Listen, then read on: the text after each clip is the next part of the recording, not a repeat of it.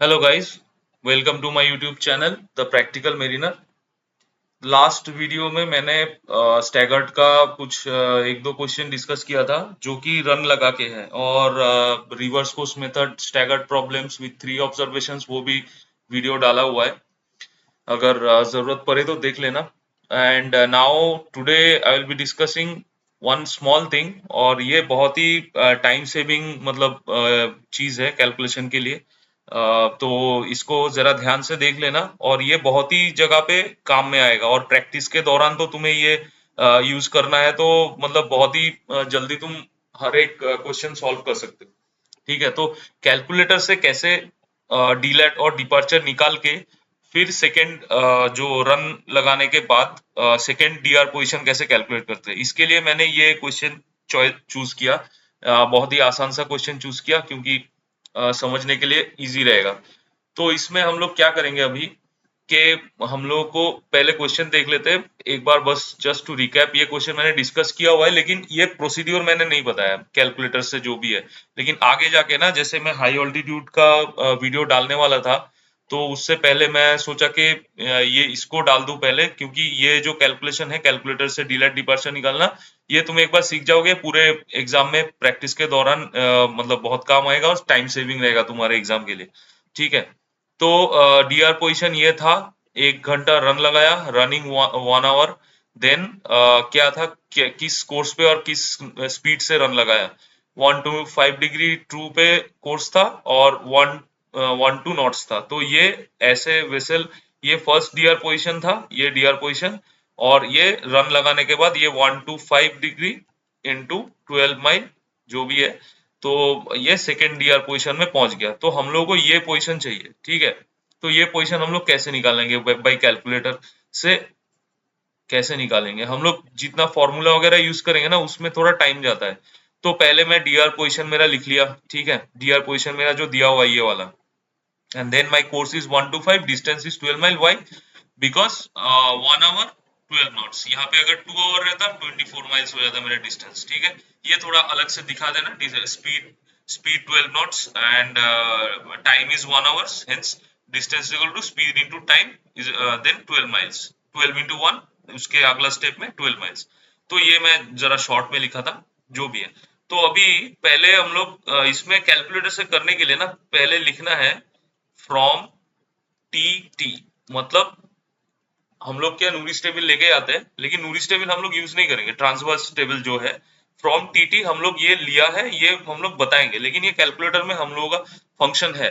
मेरा कैलकुलेटर है FX991MS। Mostly हर एक साइंटिफिक कैलकुलेटर में मैं जो बताने वाला हूँ, हर एक साइंटिफिक कैलकुलेटर में ये फंक्शन दिया हुआ है। ठीक है, तो देख लेना कैसा, मैं बता दूंगा। अगर वो फंक्शन नहीं है तुम्हारे पास, और अगर you are comfortable after understanding this concept, if you are comfortable enough to use this, if you think it is valuable to use this method, then you buy that calculator. Otherwise calculator में ढूंढो, सारा calculator में same एक जगह पे नहीं रहेगा वो फंक्शन। अलग अलग मॉडल पे अलग अलग जगह पे रहता है। तो थोड़ा एक बार वन बाय वन की जाके ढूंढ लेना, बाकी सब सेम ही रहेगा। ठीक है, तो फर्स्ट हम लोग लिखेंगे फ्रॉम टीटी। टीटी से हम लोग डिलेट एंड डिपार्चर को निकालेंगे, लेकिन बाय यूजिंग कैलकुलेटर। तो कैलकुलेटर में क्या क्या करूंगा मैं, मेरा जो ये रेक फंक्शन है REC, ये रेक फंक्शन यहाँ पे दिख रहा है नीचे, माइनस माइनस का यहाँ पे मैंने सर्कल एक बना के रखा था पहले से, अभी वापस दिखा रहा हूँ। ये यहाँ पे रेक फंक्शन है, मेरे कैलकुलेटर में माइनस पे है। ठीक है, जहाँ पे माइनस बटन है वहां पे है। लेकिन तुम्हारे कैलकुलेटर में देख लेना, कौन सा भी कोई सा भी कैलकुलेटर यूज करो, होना चाहिए, मोस्ट प्रोबेबली होगा ये। ठीक है, तो ये मैं रेक फंक्शन में मैं क्या करूंगा, शिफ्ट, क्या करना है, शिफ्ट रेक फंक्शन आएगा, ये ऐसे दिखेगा, सिर्फ ये ब्रैकेट तक आएगा। ठीक है, यहां तक आएगा ये चीज। जब तुम शिफ्ट रेक दबाओगे तो REC फर्स्ट ब्रैकेट ओपन होगा। ठीक है, वहां तक आएगा। अच्छे से समझ लेना। मैं अगर कोई आमने सामने होता तो अच्छे से समझा सकता था, 1 मिनट का काम है, लेकिन वीडियो में है ना, तो थोड़ा देख लो। कोई बताए नहीं बताए, ये वीडियो में अगर मिल गया बहुत ही इजी से हो जाएगा। ये वीडियो लंबा लग रहा है, लेकिन तुम्हारा प्रोसेस बहुत सही हो जाएगा। तो मेरा पहले आएगा फर्स्ट ब्रैकेट ओपन, ऑलरेडी तुम्हें मिलेगा कैलकुलेटर में, ठीक है। पहले क्या आएगा, ये क्या है मेरा डिस्टेंस 12, पहले डिस्टेंस आएगा, ठीक है 12। देन मैं कॉमा डालूंगा। कॉमा कहाँ है मेरा, कॉमा यहाँ पे है, ये देखो कॉमा मेरा यहाँ पे है। तुम्हारे कैलकुलेटर में भी कॉमा कहीं ना कहीं तो रहेगा, देख लेना, तो प्रोसेस देख लो। कॉमा डाल दिया, फिर मेरा कोर्स 1 to 5 कोर्स डाल दिया, ब्रैकेट क्लोज किया, ठीक है। ये ब्रैकेट ऑटोमेटिकली क्लोज नहीं होगा, तुम्हें ब्रैकेट क्लोज करना है। 1 to 5 में कोर्स में डिग्री नहीं डालना है, ठीक है। चाहे तुम 1 to 5.5 वो भी डाल दो, लेकिन डिग्री मत डालना, ठीक है। डिस्टेंस में वो 12.8 पॉइंट से भी डाल सकते हो, कोई इशू नहीं है। ये थोड़ा वो पोलर कोऑर्डिनेट्स को वो एक्स एंड वाई एक्सिस में वो डालते हैं, मतलब मोस्टली ये वो जो है ना, मतलब रम लाइन सेलिंग का जो फॉर्मूला है हम लोगों का, तो वो राइट एंगल ट्राइंगल का फॉर्मूला यूज करके वो तुम्हें वैल्यू दे देता है, ठीक है। तो उसके बाद ये डालने के बाद ये सारा आर ई सी डिस्टेंस डाला, कॉमा दिया, फिर उसके बाद कोर्स डाल दिया, ब्रैकेट क्लोज किया, then I will press equal to sign, ठीक है। Then I will press equal to sign. क्या आ गया, ये जो आया, ये जो वैल्यू आया 6.88, ये मेरा डिलेट है, ठीक है। तो मैं 6.9 ले लेता हूँ, 6.9। माइनस साइन को इग्नोर कर देना, ये जो माइनस साइन है just ignore the minus sign, no need to put minus. और इससे कुछ साउथ नॉर्थ ऐसा कुछ नहीं होता है, माइनस साइन को इग्नोर करके मैं 6.9 लिख दिया, 6.9 मिनट। और डिलेट क्या होगा, साउथ होगा कि नॉर्थ होगा, 1 to 5 कहाँ जा रहा है, 1 to 5 इस तरफ जा रहा है, साउथ, तो डिलेट साउथ हो जाएगा, ठीक है। अभी अगला स्टेप डिपार्चर निकालने के लिए, यहाँ पे देखना मेरे कैलकुलेटर में 10 के ऊपर एक एफ है, रेड कलर का एफ है, और रेड कलर का फंक्शन यूज करने के लिए हम लोगों को अल्फा यूज करना है। यहाँ पे जो अल्फा दिया हुआ है, ये जो अल्फा दिया हुआ है, ये यूज करना है, ठीक है। रेड कलर का फंक्शन यूज करने के लिए तो मैं शिफ्ट सॉरी अल्फा प्रेस करूंगा। अल्फा प्रेस करने के बाद मैं एफ में प्रेस करूंगा, यहाँ पे एफ दिखेगा, यहाँ पे सिर्फ एफ दिखेगा, ठीक है।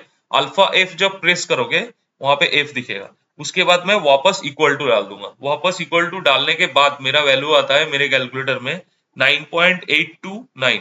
तो मैं 9.8 ही ले लेता हूँ, 9.8 मिनट। ये कहाँ है डिपार्चर, ये ईस्ट है, तो डिपार्चर ईस्ट हो जाएगा, ठीक है। तो ये समझ गए। तो मोस्टली क्या करना है कि मैं यहाँ पे लिख देता हूँ जो मतलब फंक्शन डालना है कैलकुलेटर में। पहले तो शिफ्ट शिफ्ट देन प्रेस, जो भी तुम्हारे बटन में आर ई सी फंक्शन होगा वो, जैसे कि शिफ्ट दबाने के बाद मेरे माइनस बटन में है आर ई सी फंक्शन, ठीक है। माइनस बटन में है, उसके बाद में क्या किया, उसके बाद मैं मेरा वैल्यू इनपुट किया, डिस्टेंस कॉमा कोर्स, मेरा वैल्यू इनपुट किया, फिर मैं ब्रैकेट क्लोज किया, ठीक है। ब्रैकेट क्लोज करने के बाद मैंने क्या किया, इक्वल टू दबाया, इक्वल टू जो बटन है मेरा इक्वल टू दबाया, तो मैं मुझे क्या मिला, डिलेट मिल गया, ठीक है। उसके बाद मैं क्या किया, अल्फा अल्फा अल्फा एफ, ठीक है। अल्फा दबाने के बाद एफ, अल्फा दबाने के बाद एफ, एफ दबाने के बाद उसके बाद मैं इक्वल टू दबाऊंगा, इक्वल टू, ठीक है।